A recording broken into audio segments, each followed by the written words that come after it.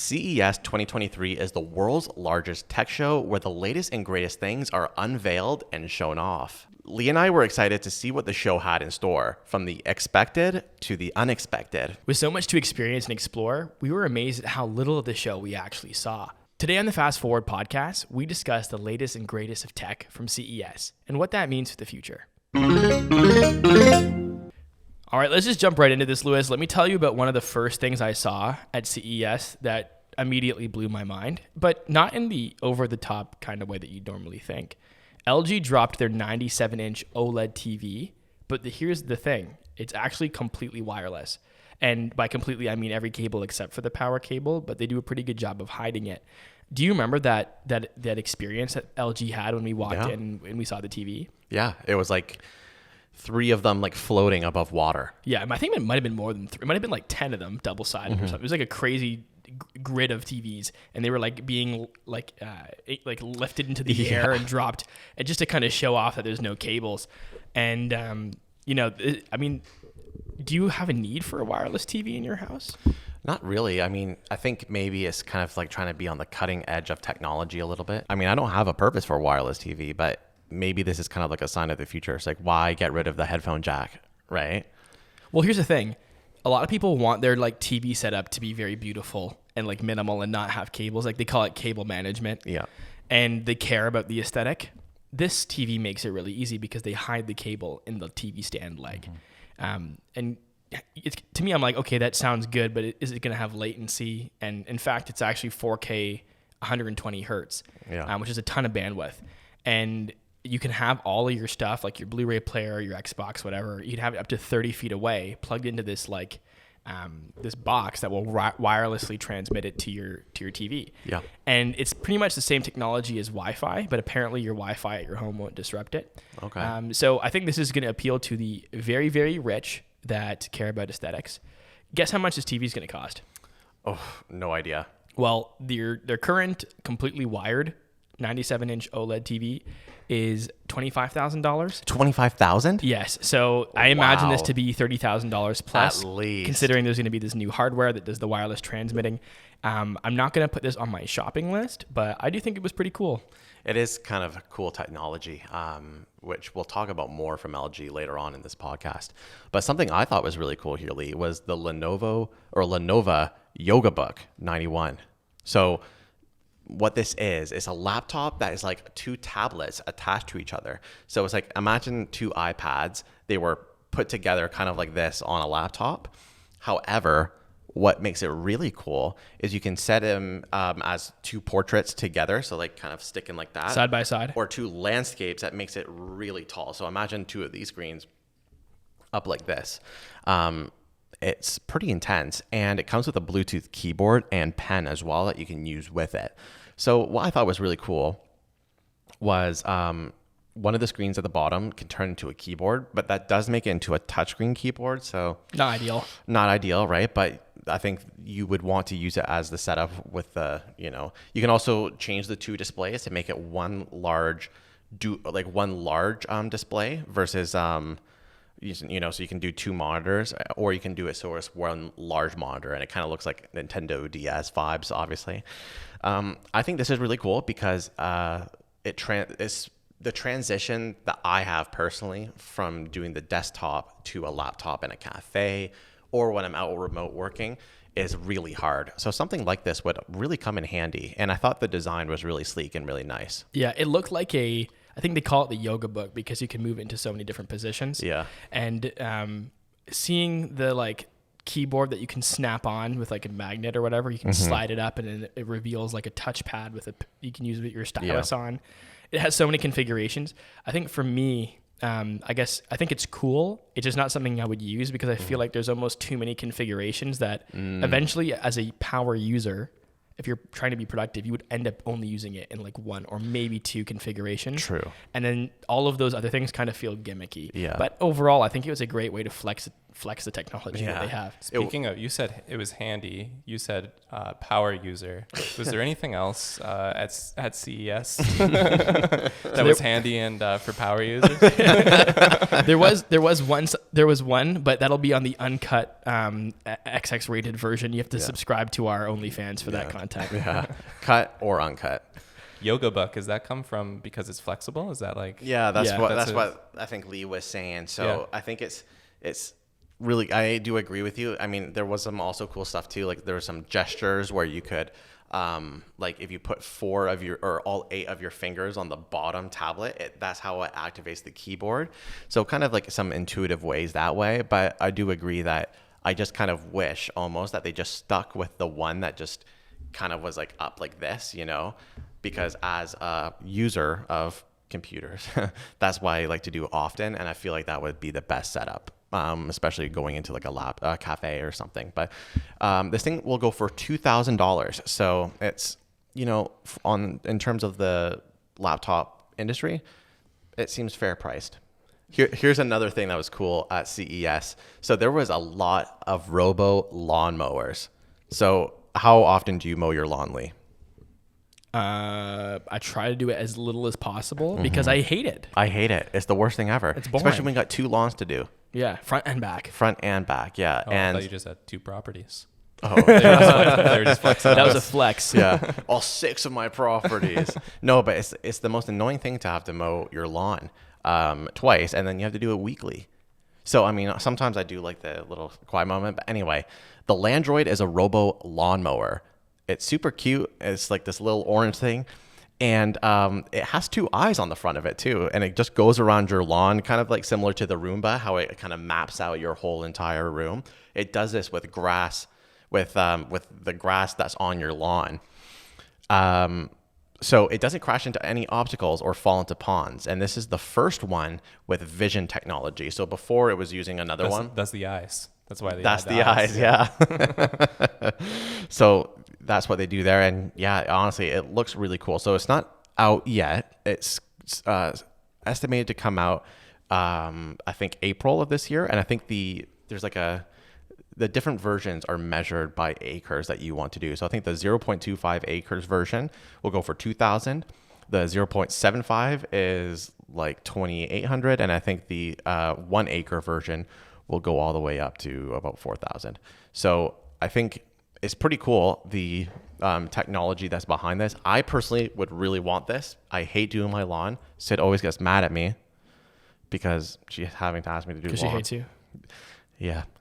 You know, I think it is a bit capital intensive, but for the right enterprise, you know, rather than going out for the summer as a 13-year-old and mowing a bunch of lawns, just get like 6 of these and then just rip through like 6 lawns at a time. And then just, you know, go down the street and mow a ton of lawns with these robots. This isn't to take away jobs from young kids, you know? Well, if you're a kid, this is how you get the best side hustle here, you know? You just get $2,000. Yeah. No, there's one right now for $1,300. $1,300. You go put it on like a couple people's or put it on a lawn or 2. Just say it's $150 a month. It'll pay us off in a year. Yeah, at $20 a lawn. How soon are you paying off your payment? It might take a while. No, $150 a lawn. $150 a a lawn? Dude, yeah, that's not old people will like. What if they need their lawn mowed like, twice a year? Why am I working here? Twice. Lewis is like, old people need it. Old people buy Bitcoin. We can scam them. Scam, dude. The going rate for a lawn is like $15. Yeah, if a kid's pushing it with a lawnmower because you can't pay a minimum wage. So you're saying that a robot can earn more money per lawn than a human can? Because you got to take into account consulting, maintenance fees, electricity used for the device, cloud computing costs. AWS ain't cheap no more, guys. Jeez Louise. You know, this lawnmower, it'd be cool to see a commercial to show off this vision where it's like it's mowing a lawn and then a little squirrel like is like laying there, and then the lawnmower knows it's there and goes around. I don't know what way you were going. Yeah, they also had a lot of stuff like that, Lee. I remember there was a couple. We saw one that was an automatic pool cleaner That was another one that was pretty cool. Again, just having robots do all the work for you is kind of the wave when it comes to maintaining your house, especially for nerds like us. You said a few, right? There was a few of these styles. Yeah, there was a bunch of lawnmowers specifically. There was a few robo lawnmowers. There was, like Lewis said, the robo pool cleaners, and I think there's just the Roomba of X. Just like, you know how there used to be like the Uber of X companies. Now it's like the Roomba of X. Soon there'll be like the Roomba that, you know, does your laundry and the Roomba that washes your dishes or whatever. You know what I mean? But we saw the lawnmowers, we saw the pool cleaners, and Lewis is right. The world wants robots to do things we don't want to do. That cleans your dishes. I'm just picturing a really tiny Roomba just like going around the plate. Like a little snail. But yeah, the world wants robots to do things that they don't want to do anymore. And that includes driving. There was a number of really crazy concept cars at CES this year. I would argue the best part of CES, at least for me, was the VR and the EV space. Yeah. And there's probably too many cars to talk about, Lewis, but I think as a high level, I'd like to touch on 3 that were really cool. First, Sony's collaboration with Honda, Afeela. This was something that was announced, a few years back, and they even had a follow-up SUV concept. But seeing kind of the production-ready version of the car, what they were going to do potentially at scale, was kind of mind-blowing. Like, what did you think about the Afeela's design? Oh, it was so sick. Was that the one with it had like the dash was like the whole entire front of the car? Yeah, I'll send you the video right now. It'll be linked inside of the notes. But yeah, it was incredibly beautiful, and it had like a modern classic vibe to it. The thing is, I don't like the name Afeela, and I certainly don't like how they're using the branding on their website, where they're like using the word feel constantly. It feels a bit cheesy. But how crazy is it that Sony has been this big tech company that's now collaborated with a car maker and is now going to be releasing this car in a few years? Apparently, Sony Honda Mobility, which is a joint venture between Honda and Sony, executives from that venture have said that they actually plan to be here for the long haul. And they're going to be a serious car maker in the space, and they want to create a whole lineup of vehicles. So Sony has done what Project Titan at Apple was kind of supposed to do, which was be the tech company that entered the car space and did it well. And the interesting thing to me is they're saying 3 years to release. I'm wondering if Apple, since Apple isn't going to be one to release something at CES, they do it really quickly and quietly. Yeah. I wonder if Apple's still quite serious about this. Because if Sony's doing it, and Apple's been working on it for 10 years, they obviously still have aspirations. God, it looks so sick. Afeela. I'm just looking at pictures of it right now, and you're right, Lee. What I love about it is that it's a classic looking car. Like, it looks luxury, but it's not like super flashy, right? It's kind of like the same feel as Tesla, where it's super modern, it's luxury looking, but not enough to be like flashy. I actually prefer the Afeela to the Tesla design personally, because Tesla's design innovation hasn't been too crazy in the last several years, because they've been That's how I know the fake Lee is there. Who are you? Yeah, that was a clone. No, like the reality is that this is really cutting edge, where Tesla's design is starting to kind of lose its edge, and I'm sure they'll do a design update soon. I'm feeling it. Yeah, you feeling this design. You're a feeling it. I'm a feeling it. Nice. 2 was the BMW Vision Dee. I think they came back with another color changing car like they did in the past, but this time they did it with 32 hues and the ability to do different patterns, and the little heads up display that can turn into a full-fledged VR immersive experience was also kind of cool to experience, to just kind of think of like what driving in the future could be. It could be, this digitally enhanced experience, or it could be, you're driving on the highway, but it looks like you're going through meadows. Do you know what I mean? Oh, wow. Sorry. Just before you continue there. They're thinking that the base price for the Afeela is going to be $45,000. Yeah. That's insane. Well, you think that's a good price? Yeah. Yeah. Okay. I was going to say they're going for high, not luxury, but like high medium class, I guess. Like, they not quite luxury, but just under. And yeah, that's incredibly affordable. So that's so sick. Sony's trying to make this a mainstream car, and it'll be cool to see these Afeelas, in the streets of our own town. So $60 Canadian for any Canadians watching. 60 Canadian. 60,000. 60,000. Yeah. $60. Not bad. Yeah. The last car that I wanted to touch on really quickly. BMW. I thought that was really cool how they did that. It is cool, like as a concept. I just am truly curious where that would like what the use case for that would be in terms of utility. I think it's not utility, but I think at a certain level of car, you're just paying for the bells and whistles and the prettiness and whatever. So having a car that can change color is going to be something that would be desired by a lot of customers at the high end, which is, BMW's market. Once it becomes affordable for BMW to put in the cars. Yeah. So right now it's a concept. They have no plans of being in production anytime soon. But 5-10 years from now, how cool would it be if your car could change color? You could personalize the patterns and stuff. That'd be so cool, right? Put patterns or something on it. Yeah.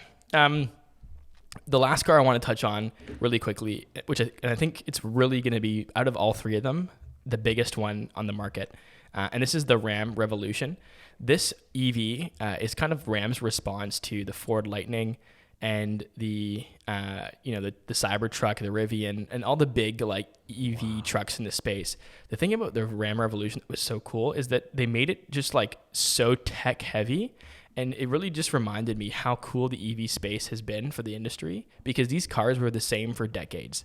And ever since the EV kind of revolution, these cars have just so dramatically got so much cooler. I would never have wanted to drive a Ram truck before, but this one has like the ability to like project video, and it has the ability to follow you around. There's like a laptop table that pulls out. You can actually remove a tablet from the entertainment console and use that tablet around the device to control it. I'm looking at it dude, this looks freaking insane, dude. This looks like literally like what is it called? Cyberpunk 2049. Yeah, the inside is so, and I think honestly between Rivian and the Ford F1 Lightning, this one to me is the most like, cyberpunk futuristic from an aesthetic inside and out, and as well as the feature set. So really excited about this one. One of the claims they have is that it's going to get like 500 miles or something of range, and it's going to have an 800 volt architecture versus like the 400 volt architecture inside of the Ford Lightning. So that means it can rapidly charge. An example is 100 miles in 10 minutes, which is like insane compared to other EVs. It's an insane concept car. And speaking of things that are concepts, Metaverse. Let's talk about the Metaverse here, Lee, okay?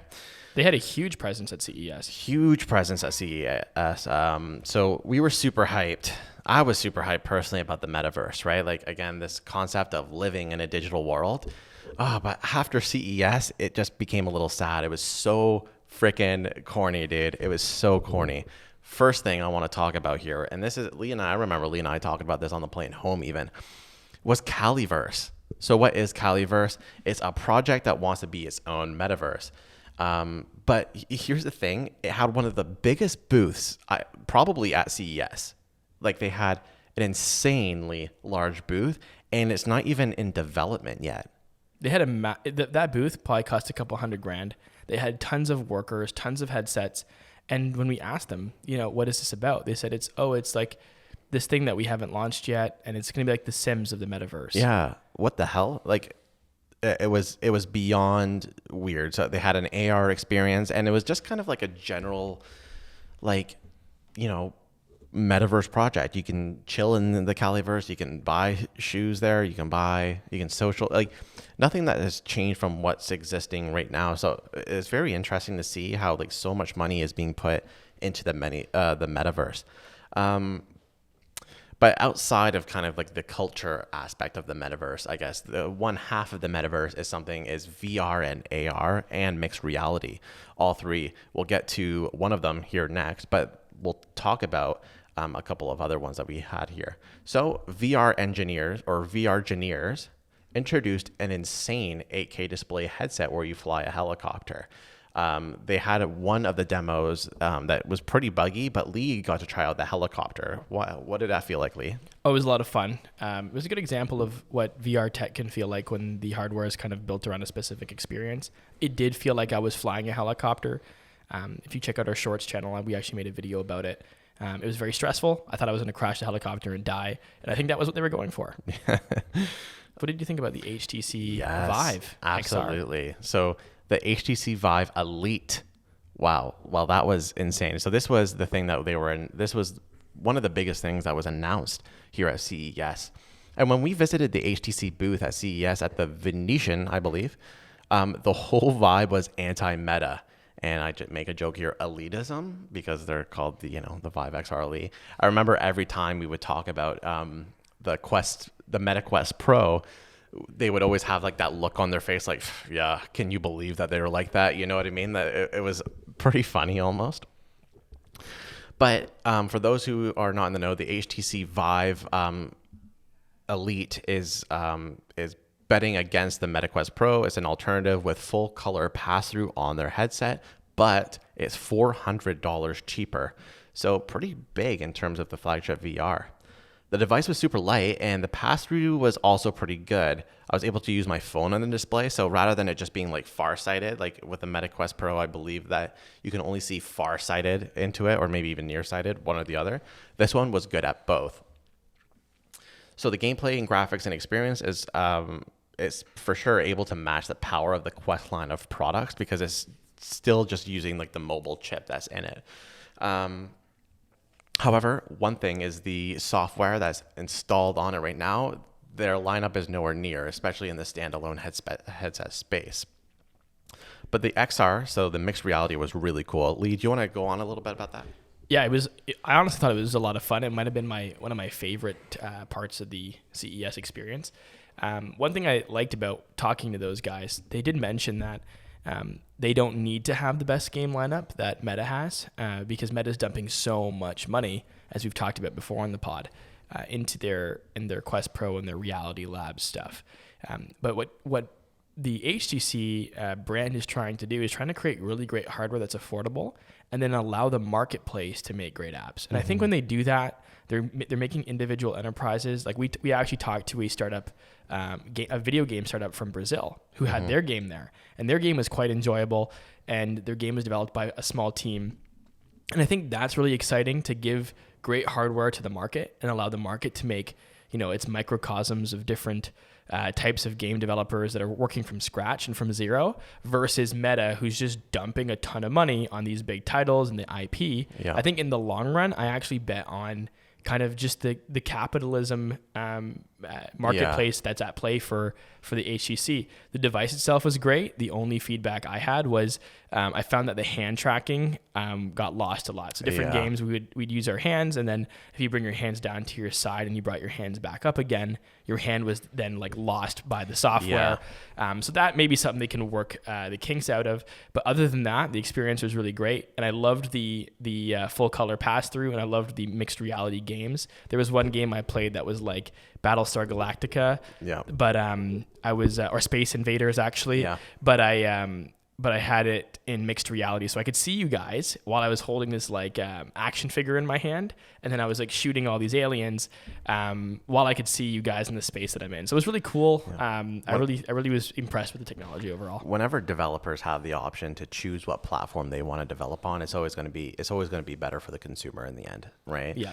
And I thought it was pretty cool. I mean, this is not new necessarily in VR, but it kind of is being introduced now that we have color pass-through. But the kind of the mix between the virtual reality and the mixed reality and like the augmented reality is really cool. And so just a quick little recap here, in case you guys aren't aware, the difference between AR, MR, and VR. VR is when you're completely immersed in a virtual world. So you don't see anything. Mixed reality, so things like the Quest Pro and the Meta Quest Pro and the HTC Elite, is that you're technically seeing the outside world, but through a camera. So it's almost like if you put your phone camera on and you looked in your screen, that's kind of like what it looks like.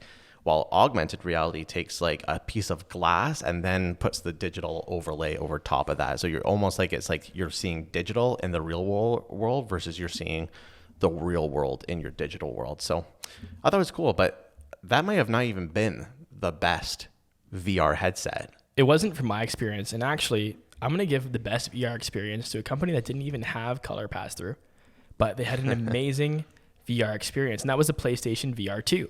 At CES, I had the opportunity to actually get a demo after 3 days in a row of missing the wait list. We went over there and we begged and we said, listen, we've tried everything here. We need to try the PlayStation VR or we can't be conclusive in our insights. And they got me in. Unfortunately, I wasn't able to pass it off to Jason or Lewis, but How many times did that happen? You get on the helicopter? No. Oh, No, so but they didn't. They They didn't just even let Lee have all the fun. Yeah, they didn't even ask, they didn't ask to go on those ones. They would have probably liked to do the joking. PlayStation. I did ask. I said, "Hey, can my friends go on now?" And they were like pretty Because specific. the 30-minute demos, so like you had to book in advance, and Yeah. we got one spot, and I was like, you know what, we'll just get Lee to do it. Yeah, actually, I was the only one. Actually, Lewis wasn't even there when I got there. Yeah. So he was like somewhere else, and by the time In the he got bathroom. there, yeah, I was already in. So yeah, the overall experience with this was amazing. It has eye tracking, which I used to like calibrate at the beginning, and then I also used it to aim my bow and arrow when I was using the bow and arrow in the game. Unreal. The finger tracking in the controllers was really interesting. It could see my fingers, and I didn't have any gloves on, so that was cool. And the graphics were just unreal. So we're talking about twin 4K HDR displays, a huge upgrade from the previous version that had 1080p. And when you factor in the eye tracking, they even have this cool feature they call foveated rendering or foveated rendering. Don't know the exact pronunciation, but basically all the processing power improves the area you're looking at. So it knows you're looking at the bottom right corner, and then it's going to have the sharpness and detail there, but soften it elsewhere. So this is going to have implications on the battery, the power usage and the efficiency, but also on the total quality of the experience. So overall, when I was in that game, it was like exhilarating. Fighting the like robot alien things were a ton of fun. But yeah, no color pasture like the HTC Vive. So I think if you're looking for a place for VR gaming, I'm honestly going to say the PS VR2. Yeah. Honestly, the comfortability of the headset, the quality of the games, like I think that's really going to be a no-brainer. Awesome. All right. NuviLabs. This was something that was kind of like a hidden gem almost. It was one of the first things that we saw. NuviLabs was showcasing a technology that they have where you put your food under a camera, and it will use computer vision and AI to determine all of the items and its macros. So imagine you have a tray. There's like what it is originally is a camera that goes down, and you hold your tray over a food, and then it scans all of it, the macros, and then again, that's basically the whole product. But the idea behind it is that you can plug whatever you want into it. So a good example that they were using is that when restaurants need to throw out their food, they place the tray under the camera to throw it out. So they get a dashboard of like how much food they're wasting, how much money, like cost implications that's going to cost for them as well, which was really impressive. However, they are showing off a new mobile app that allows you to do it on your phone. So what's cool is that they opened up the developers to take advantage of this as well. So if you're a developer, you can plug into their APIs and build whatever you want.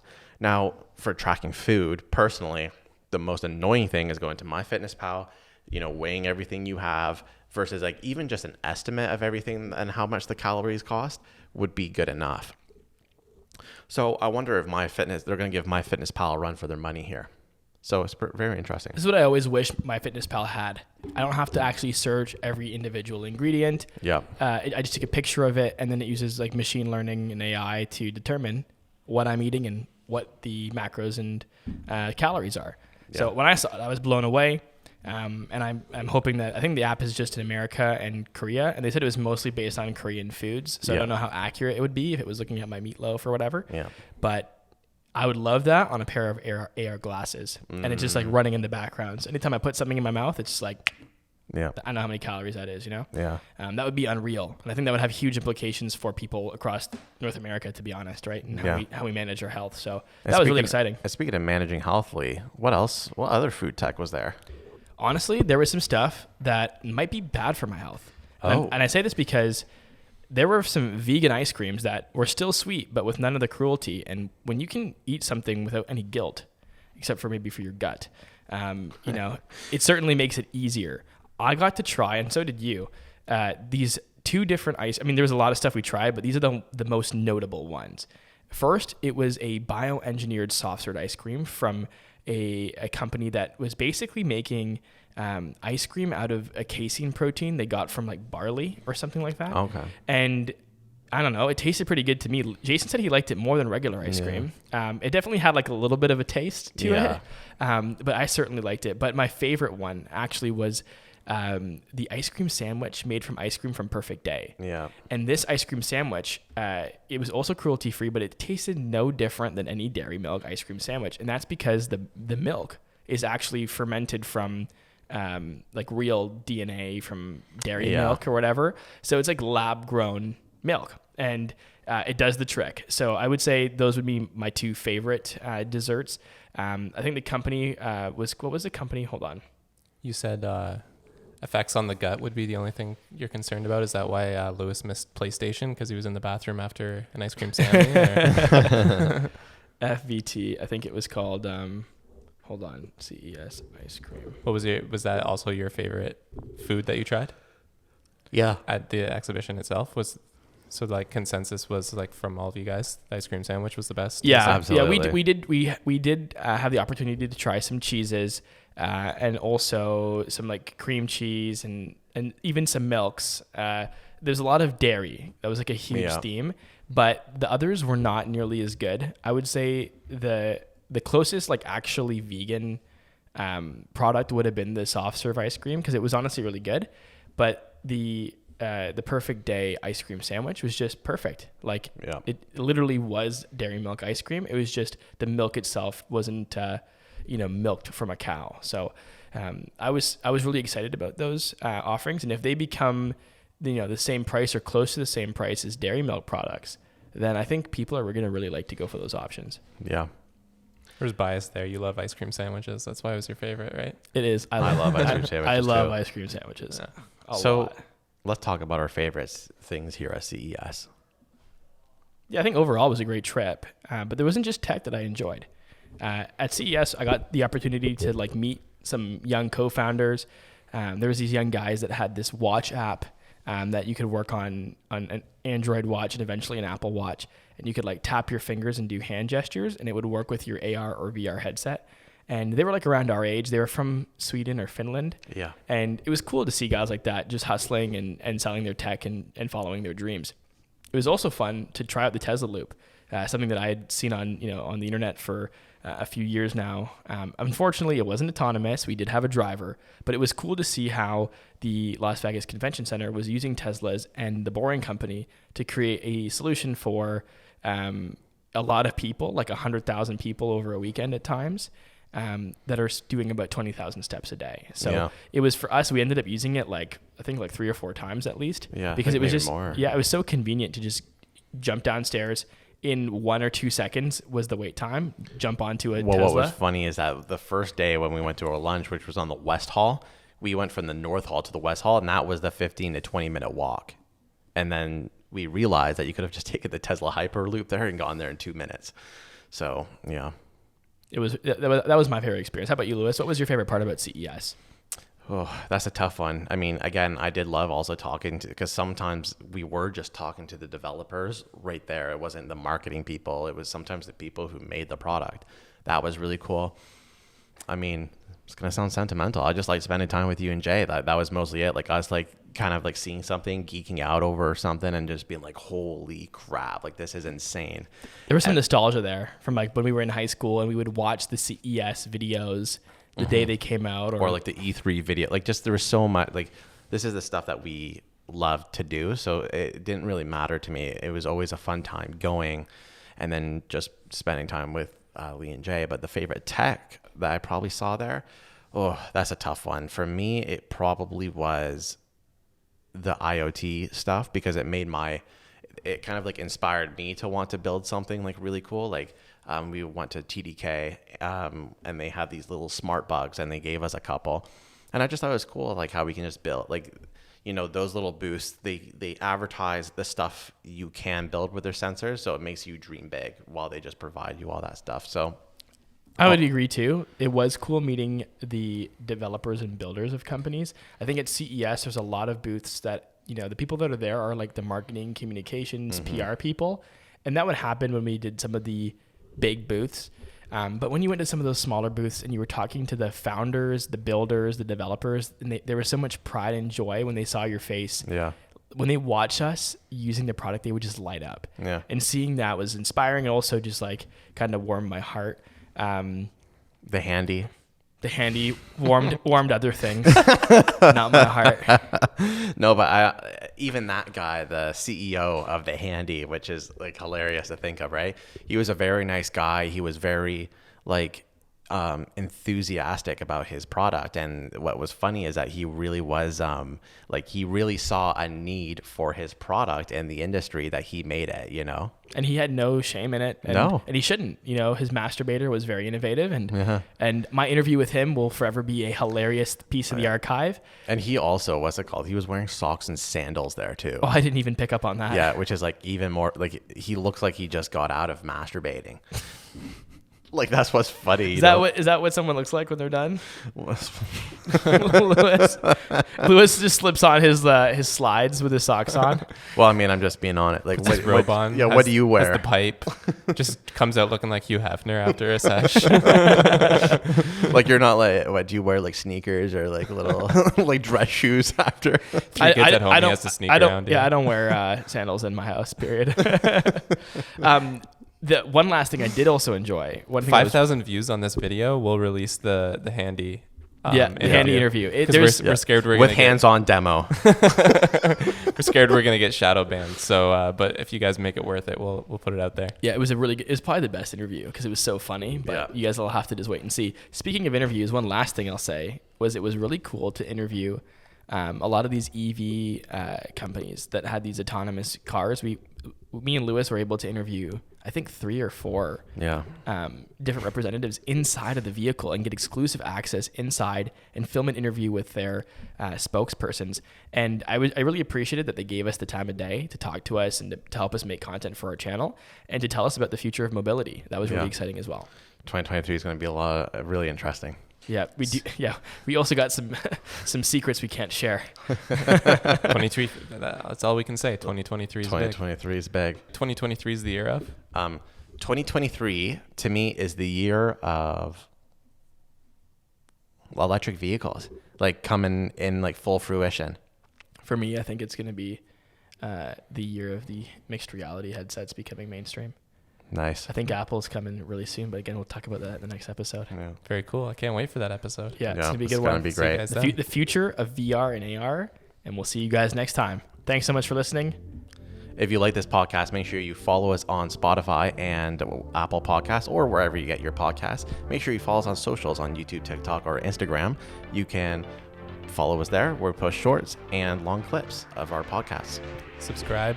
We missed you, Yves and Sushi. We're back. Sushi's been asking for an episode, so here's your shout out, Sushi. Thanks, guys. Peace See out. you next time.